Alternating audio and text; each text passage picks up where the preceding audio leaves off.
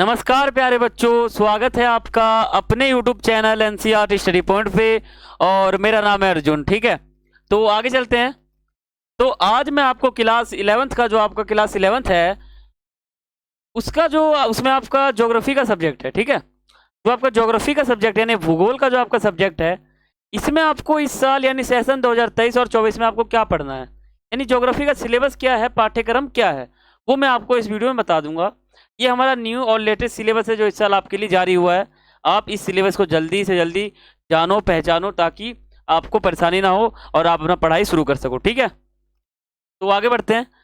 और अगर अगर अभी तक आप हमारे टेलीग्राम ग्रुप को ज्वाइन नहीं किए तो सबसे पहले आप टेलीग्राम ग्रुप को ज्वाइन करो, ताकि आपको इंपॉर्टेंट नोट्स और important sample paper, question paper और प्रीवियस पेपर सभी आपको टेलीग्राम ग्रुप पर मिल जाए। ठीक है, आप टेलीग्राम ग्रुप पर, ये जो ग्रुप है इसको ज्वाइन करने के लिए आप ये नाम सर्च करोगे, तब हमारा जो ग्रुप है वो ओपन हो जाएगा, आप उसको ज्वाइन कर लो। ठीक है, तो चलते हैं आगे। और आपको कोई सवाल हो, कोई क्वेरी हो और आप मुझसे पर्सनली पूछना चाहते हो तो आप मुझे फेसबुक और इंस्टाग्राम के माध्यम से पूछ सकते हो। दोनों का जो यूजर नेम है आप सभी के सामने लिखा हुआ है। ठीक है, तो आगे बढ़ते हैं। आप पहले ये जान लो कि जो आपका ज्योग्राफी यानी जो भूगोल का आपका सब्जेक्ट है, इसमें आपके पास कितने बुक हैं। ठीक है, तो पहला आपका है भारत भौतिक पर्यावरण, दूसरा है भौतिक भूगोल के मूल सिद्धांत, तीसरा है भूगोल में प्रयोगात्मक कार्य। ठीक है, तो ये जो आपका पहला बुक है ये आपका इंपॉर्टेंट है, दूसरा आपका इंपॉर्टेंट है और तीसरा भी आपका इंपॉर्टेंट है। ये जो तीसरा आपका बुक है ये है आपका प्रैक्टिकल का बुक, यानी जो आपका प्रैक्टिकल होता है 20 मार्क्स का, जो आपके टीचर है वो आपसे जो टेस्ट लेते हैं, जो पर्सन पूछते हैं वो इसी बुक से पूछते हैं। ठीक है, तो इसमें चैप्टर्स है जो आपके सिलेबस में होता है। और जो आपका ये दूसरा बुक है ये है भौतिक भूगोल के मूल सिद्धांत, लेकिन आप जब क्लास 12th में जाओगे उसमें आपके पास ये बुक नहीं रहेगा, उसमें आप पढ़ोगे मानव भूगोल के मूल सिद्धांत। इसमें आप भूगोल को भौतिक रूप से जानोगे यानी पृथ्वी के ऊपर जानोगे, लेकिन क्लास 12th में आप मानव के ऊपर जानोगे। ठीक है, क्लास 12th में आपका बुक का नाम रहेगा भौतिक मानव भूगोल के मूल सिद्धांत। ठीक है, और अभी आपके बुक का नाम है भौतिक भूगोल के मूल सिद्धांत। समझ रहे हो, बुक चेंज हो जाएगा, इसमें आप विश्व लेवल पे पढ़ोगे और क्लास 12th में आप मानव के ऊपर पढ़ोगे। ठीक है, तो मैं आपको बारी बारी सिलेबस बताता हूँ। तो जो आपका पहला बुक है भारत भौतिक पर्यावरण, तो इसमें आपके जो चैप्टर्स हैं वो कौन कौन से हैं। तो जो आपका इसमें खंड 4 तक है, 4 खंडों में विभाजित है आपका चैप्टर। पहले खंड का जो नाम है वो है प्रस्तावना, उसका पहला चैप्टर है भारत और स्थिति। इसमें आप ये पढ़ोगे जो भारत की स्थिति वो किस प्रकार अभी है। ठीक है, दूसरा खंड आपका है भू आकृति विज्ञान, इसमें आपका दूसरा चैप्टर है संरचना तथा भू आकृति विज्ञान। ये आप पढ़ोगे, अपवाह तंत्र पढ़ोगे, जलवायु पढ़ोगे, प्राकृतिक वनस्पति पढ़ोगे और प्राकृतिक संकट तथा आपदाएं पढ़ोगे। ठीक है, ये जो आपका चौथा इकाई है प्राकृतिक संकट तथा आपदाएं, यानी हमारी प्राकृतिक संकट, मान लो तूफान आ गया, बाढ़ आ गया, सुनामी आ गया, ये जो हमारी प्राकृतिक घटनाएं हैं, परिघटनाएं जो हैं, इनके कारण क्या है, परिणाम क्या है और प्रबंध यानी इससे बचने के लिए क्या क्या उपाय हम कर सकते हैं, वो आप इस चैप्टर में पढ़ोगे। तो टोटल आपके ये चैप्टर्स आ रहे हैं, आप इसको नोट डाउन कर सकते हो, टिक मार्क भी कर सकते हो। तो आगे बढ़ते हैं।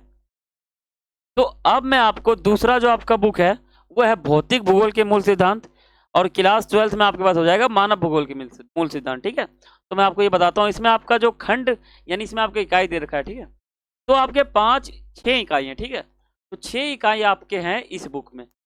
तो जो पहला इकाई का पहला चैप्टर है भूगोल एक विषय के रूप में क्यों है, ठीक है, आप पढ़ोगे।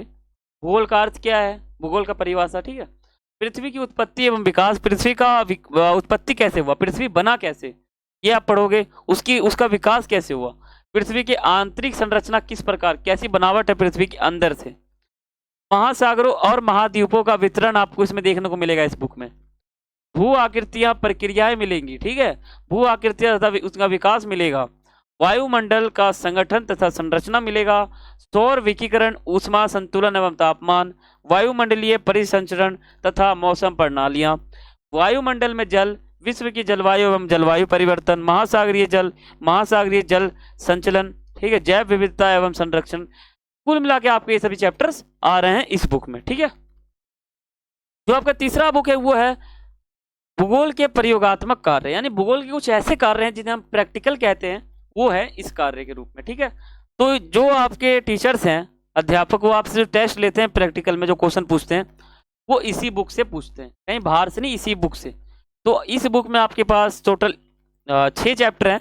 इन 6 चैप्टर को आपको पढ़ना है और जो आपका प्रैक्टिकल होगा वो 6 चैप्टर में से ही होगा। ठीक है, ये 6 चैप्टर आपके लिए बहुत ही इंपॉर्टेंट है आपके प्रैक्टिकल के मार्क्स के लिए। ठीक है, तो जो आपका पहला अध्याय है वो मानचित्र का परिचय। अब इसमें पढ़ोगे मानचित्र किसे कहते हैं, उनकी विशेषता क्या है, उसकी कमियां क्या है, उसका परिचय पढ़ोगे, इंट्रोडक्शन पढ़ोगे।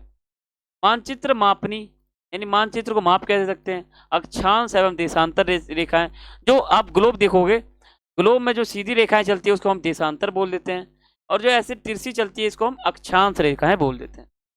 और जो आपका मानचित्र परिक्षेप है ये आपको आ रहा है ना, और स्थलाकृतिक आपका आ रहा है, सुदूर संवेदन का परिचय आ रहा है। यानी टोटल आपके 6 चैप्टर्स इस बुक से आ रहे हैं, आप इसको नोट डाउन कर सकते हो।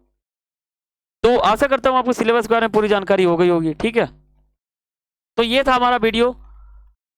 और अगर आप हमारे चैनल पर नए हैं तो चैनल सब्सक्राइब करें, बेल आइकन पर क्लिक करें, और वीडियो अच्छा लगा हो तो वीडियो को लाइक करें, जितना हो सके उतना शेयर करें। कुछ भी आपको पूछना हो तो आप कमेंट कर सकते हो। ठीक है, तो मिलते हैं अगले वीडियो में, तब तक के लिए थैंक्स फॉर वॉचिंग।